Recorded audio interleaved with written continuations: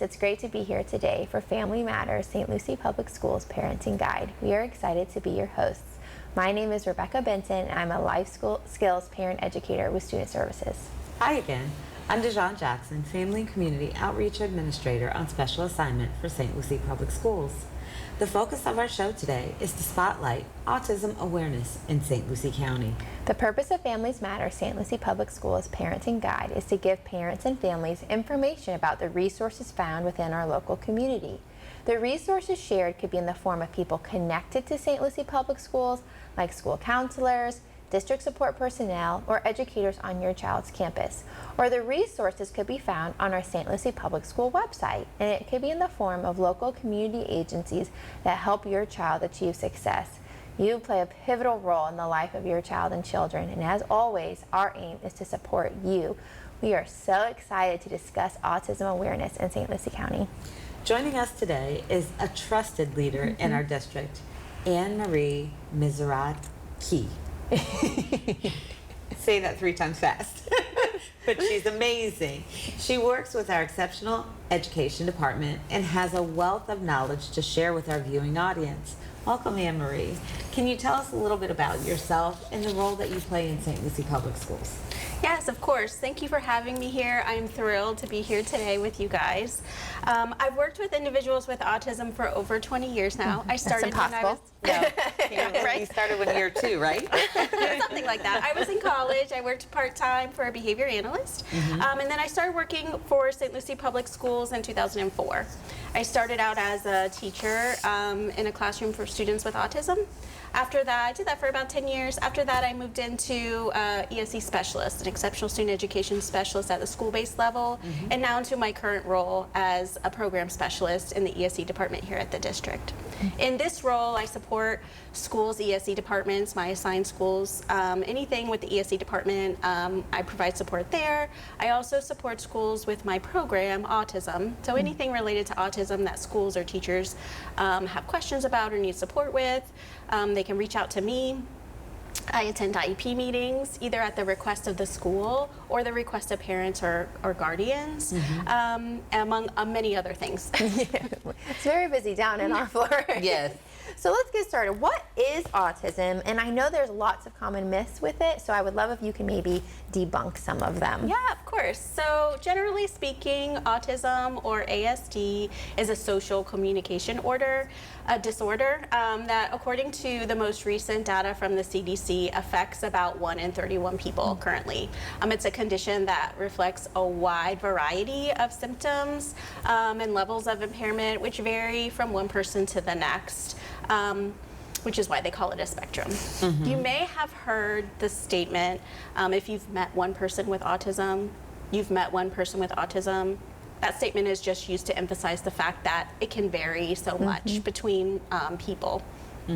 So, for example, some people with ASD may have advanced conversation skills, whereas others may not speak at all.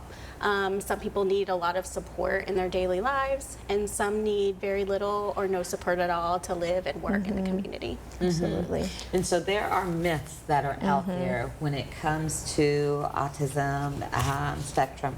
So what are some of those myths that are out there that you want to debunk? Yes.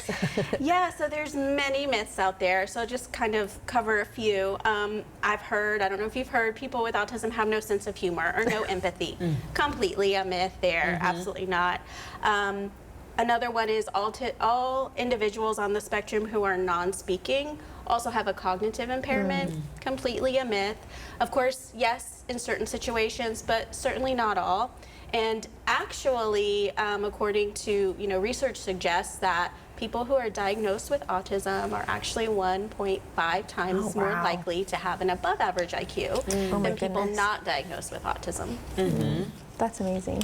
And then the last myth I wanted to cover is, so my child has been diagnosed by the doctor with autism. Now I go to the school to pick up my IEP. That is a myth. It's a little tricky, that one.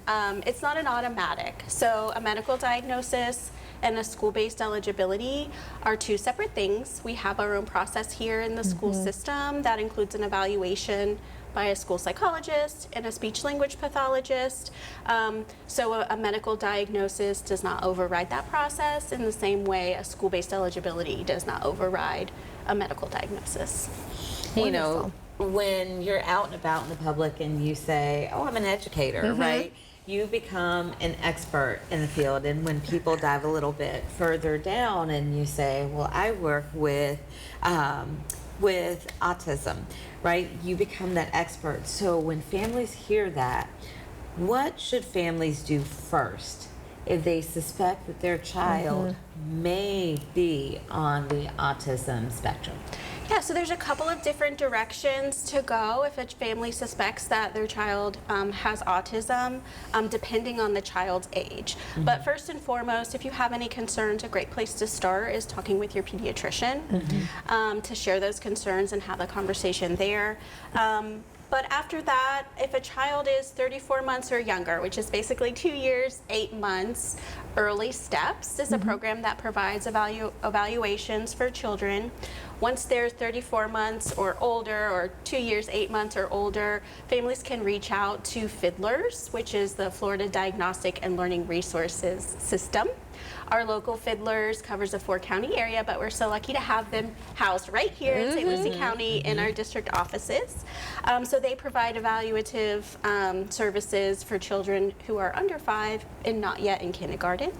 And then once your child is school-aged, if they're in kindergarten, you would want to reach out to your child's school. You can reach out to the school counselor and share your concerns. They'll probably want to set up a problem-solving team meeting to have that discussion. Absolutely. Now, you had mentioned a few things, Fiddlers being one of them. We have had on our past show all the information regarding Fiddlers and resources that are available on our school district website.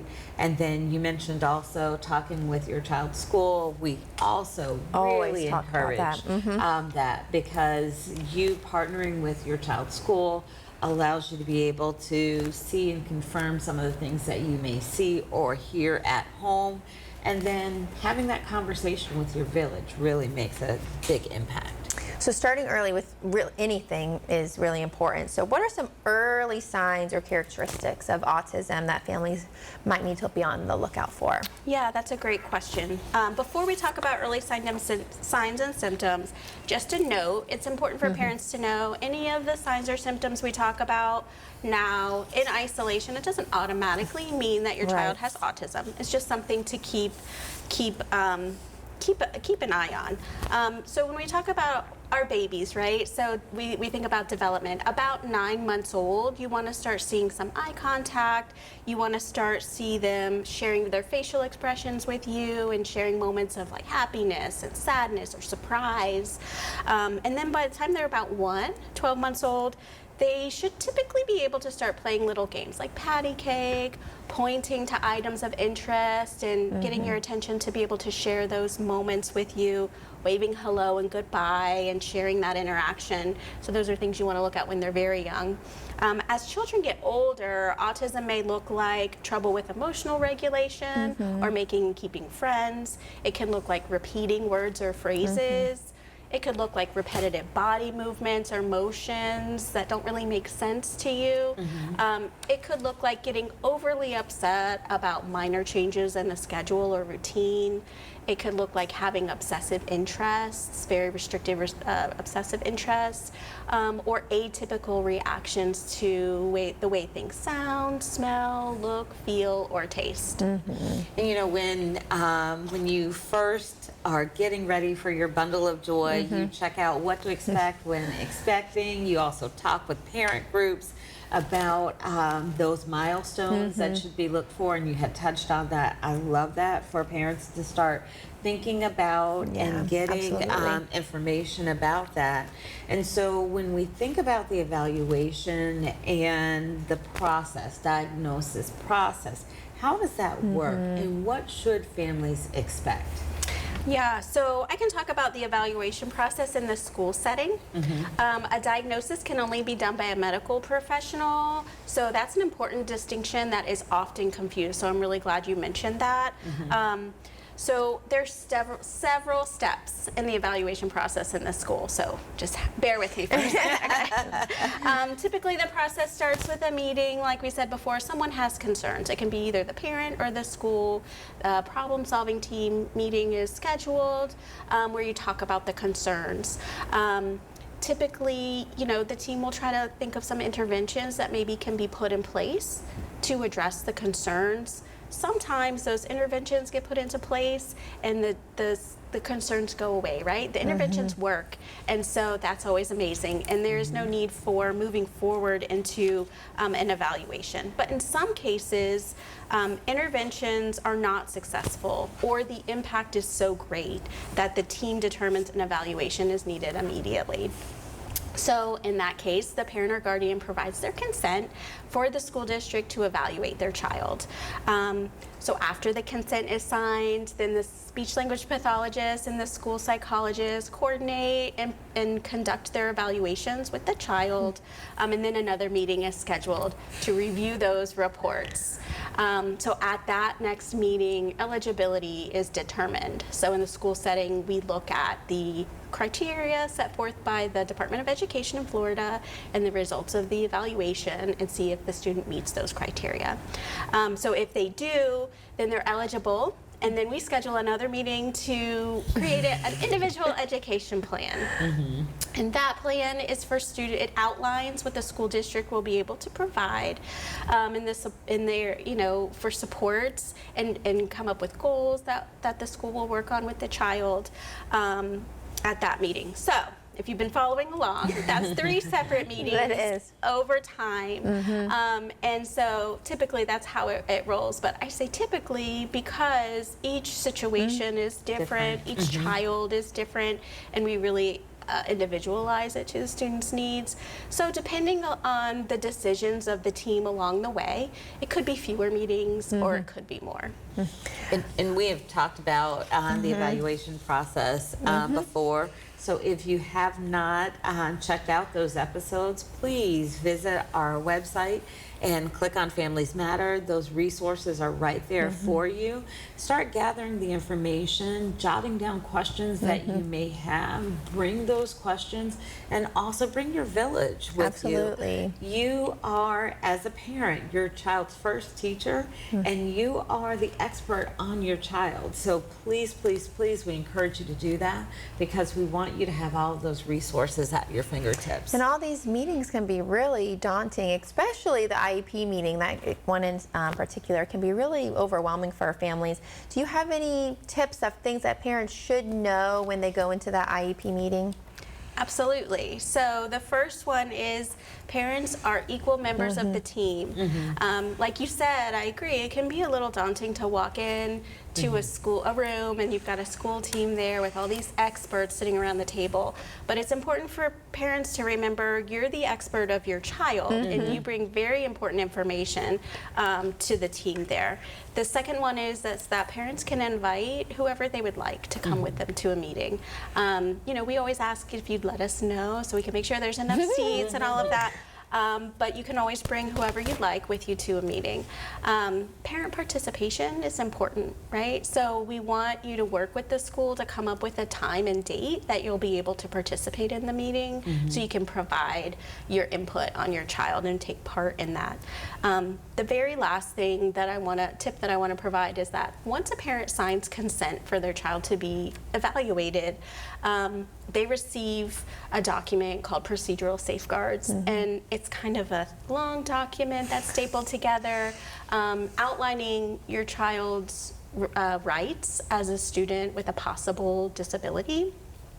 And it's kind of hard to understand. It's written in like legal terms, and we do our best to explain it at the time of the meeting, but I think it's important for parents to know, they get a lot of information at those meetings, and it can be overwhelming. So when you go home and you sit down and you look at that again and you're like, I don't really understand what this means. I know they said, but I can't remember.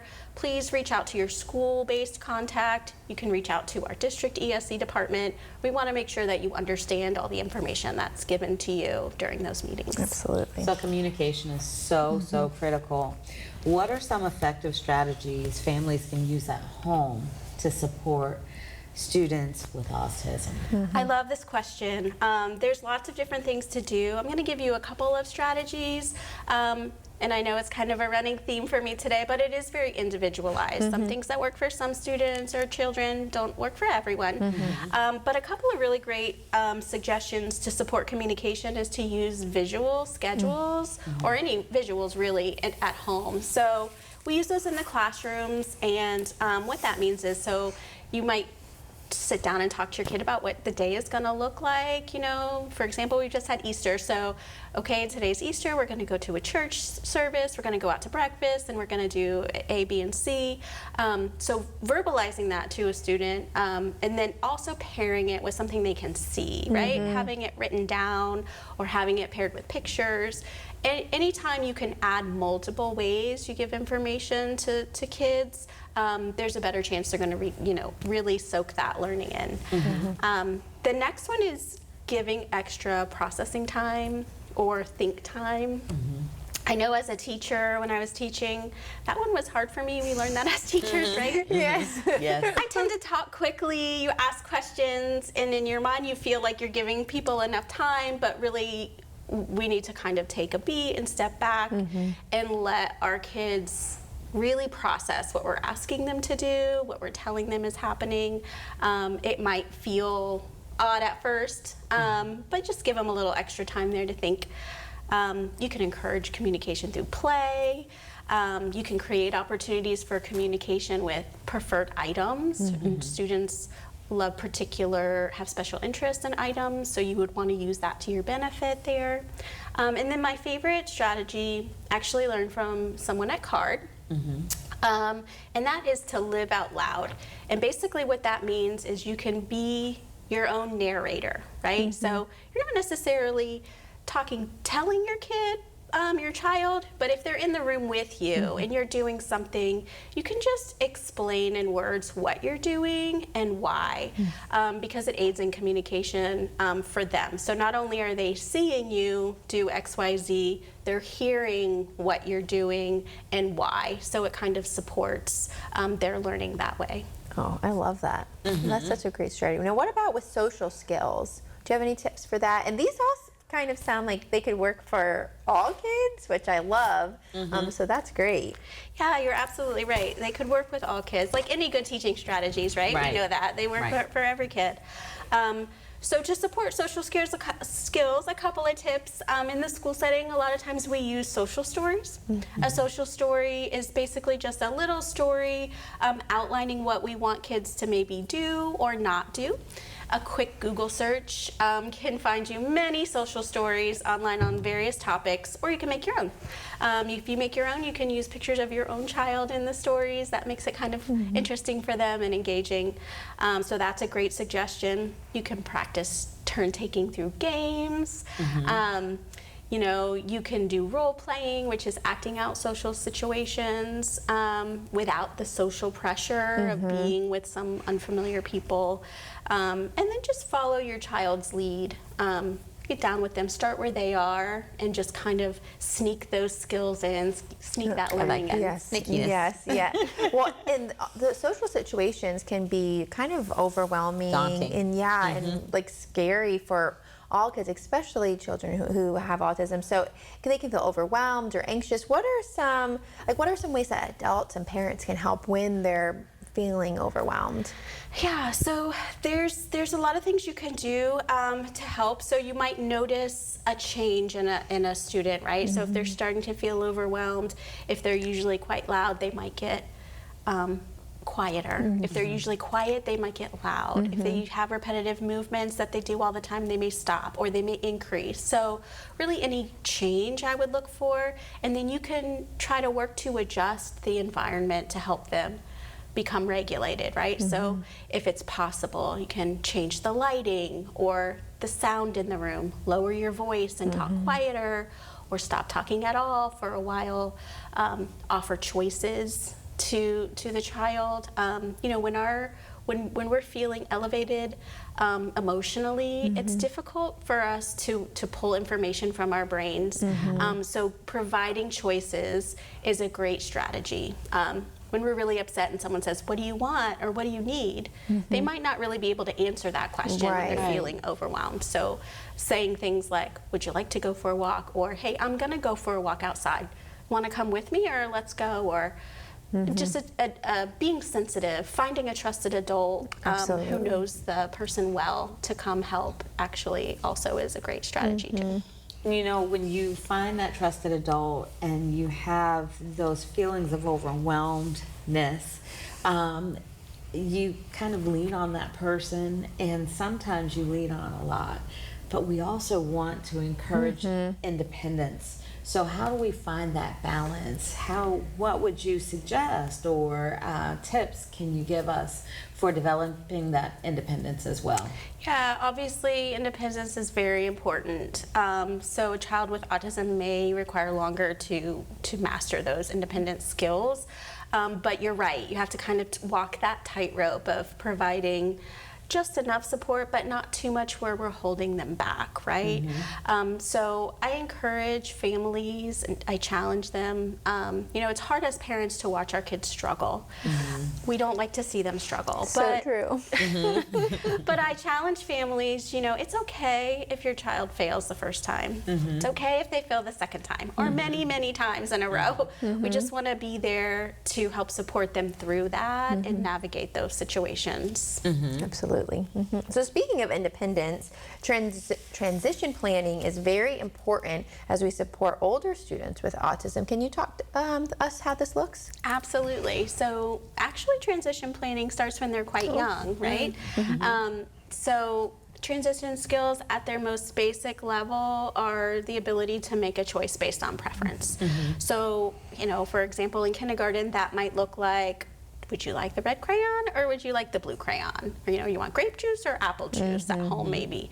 And then as the student grows, those skills that they acquire to make those choices based on preference allow them to choose career paths or what they like to do, or what they might want to do for a job later in life. So officially in school, we start talking about and addressing transition in 7th grade or when the child is 12 years old through the IEP process.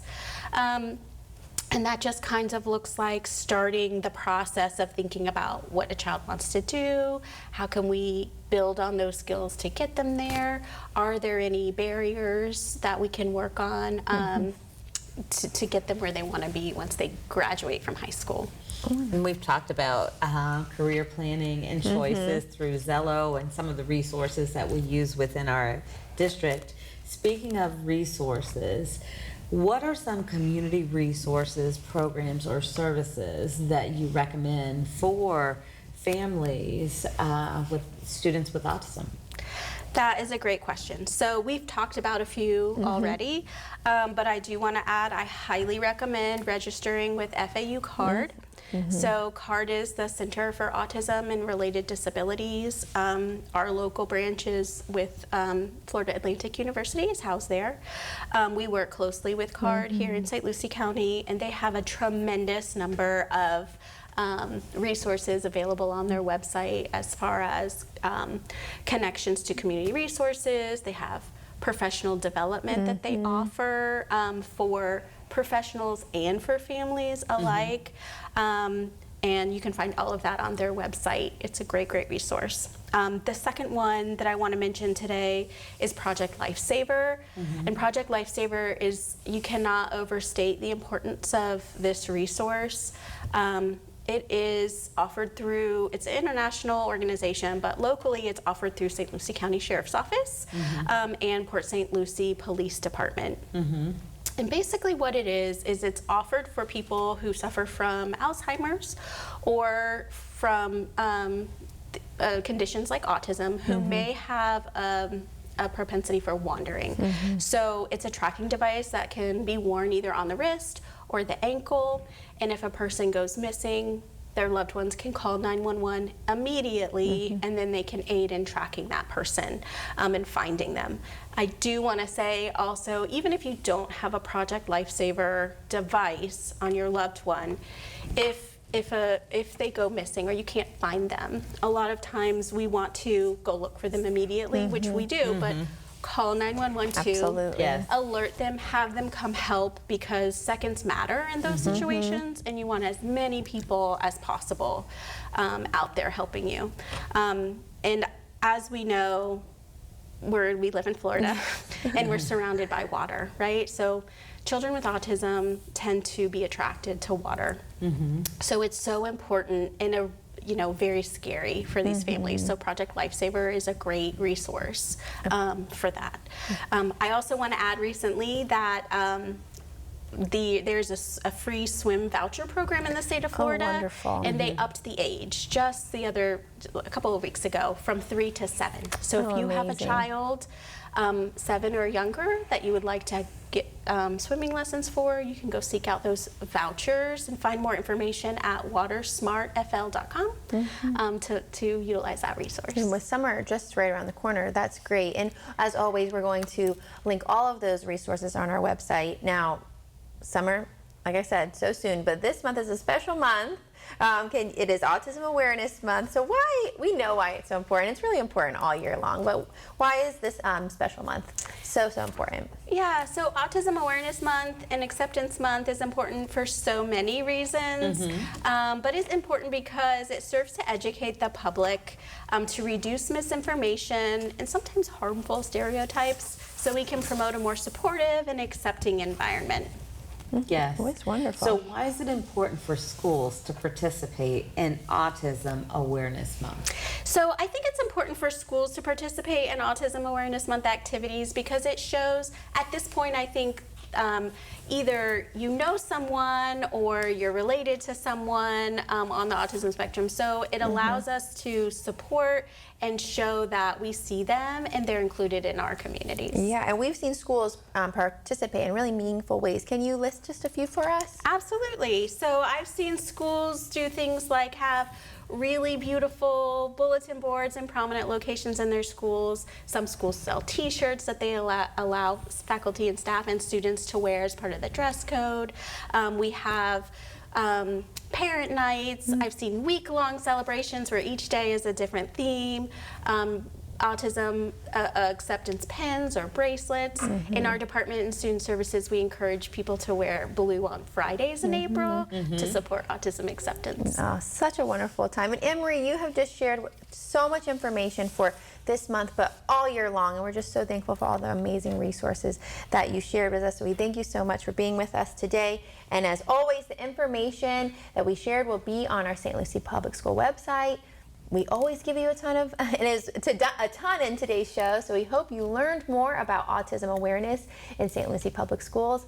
And if you find yourself in need of more help, please reach out. Our aim is to be the guide on the side for the many resources found within our community.